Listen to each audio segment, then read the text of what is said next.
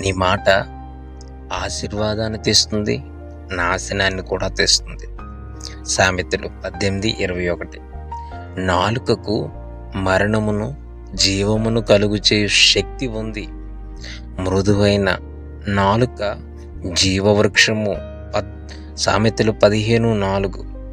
ప్రియమైన దేవుని బిడ్డలారా, మన జీవితాన్ని మార్చేది డబ్బు మాత్రమే కాదు, మన రూపం కాదు, మన చదువు కూడా కాదు, మన మాటలు కూడా మన జీవితాన్ని నిర్మిస్తాయి.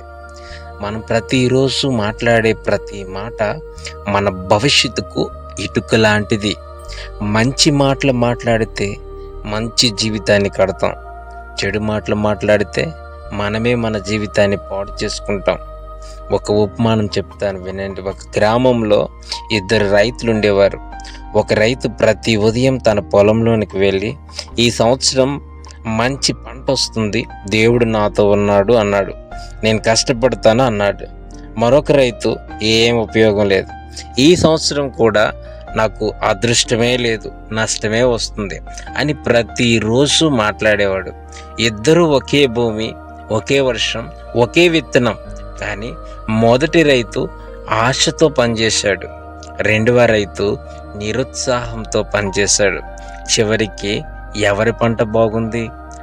ఆశతో మాట్లాడిన రైతుదే. ఎందుకంటే మాటలు మన మనసును ప్రభావితం చేస్తాయి. మనస్సు మన పనిని ప్రభావితం చేస్తుంది, పని మన జీవితాన్ని నిర్మిస్తుంది. బైబిల్లో ఒక సంఘటన ఏమంటే, సంఖ్యాకాండం 13-14 అధ్యాయాలు చూసినట్లయితే, ఇజ్రాయేలీలు కానాను దేశాన్ని చూడటానికి గూఢచారులను పంపారు.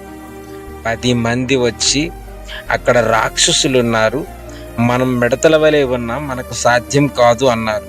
కానీ 2 మాత్రం, యెహోషువ, కాలేబు, దేవుడు మనతో ఉన్నాడు, మనం గెలుస్తాం అని అన్నారు.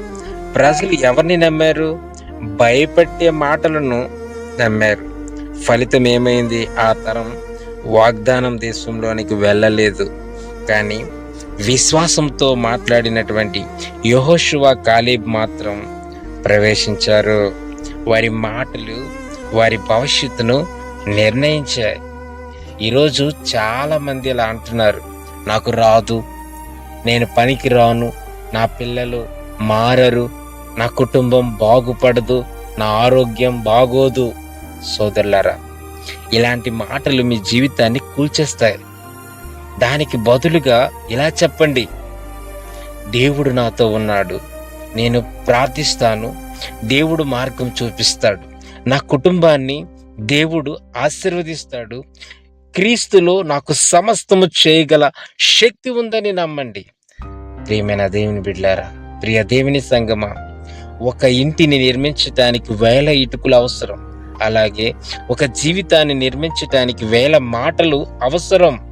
ప్రతిరోజు నీ నోట నుండి బయటకు వచ్చే ప్రతి మాట ఒక ఇటుక. ప్రతి మంచి మాట ఆశ అనే ఇటుక, ప్రతి విశ్వాసపు మాట విజయం అనే ఇటుక, ప్రతి ఆశీర్వాదపు మాట దేవుని కృప అనే ఇటుక. కానీ ప్రతి కోపపు మాట ఒక గోడను కూల్చేస్తుంది, ప్రతి నిరాశ మాట ఒక కలను పగలగొడుతుంది, ప్రతి శాపపు మాట ఒక హృదయాన్ని గాయపరుస్తుంది. అందుకే దేవుడు మనకు నాలుకనిచ్చాడు, గాయపరచడానికి కాదు, గాయాలను మాన్పడానికి, శపించడానికి కాదు, ఆశీర్వదించడానికి, నిరుత్సాహపడడానికి కాదు, ధైర్యం చెప్పడానికి. ఈరోజు నుండి ఒక నిర్ణయం తీసుకుందాం. నా మాటలు నా కుటుంబాన్ని నిర్మించాలి, నా మాటలు నా పిల్లల్ని ఆశీర్వదించాలి, నా మాటలు సంఘాన్ని బలపరచాలి, నా మాటలు దేవుని మహిమకు తీసుకురావాలి. ఎందుకంటే నీ మాటలు నీ జీవితాన్ని నిర్మిస్తాయి. దేవుడు మిమ్మల్ని, మీ కుటుంబాన్ని దీవించి ఆశీర్వదించును గాక. ఆమేన్.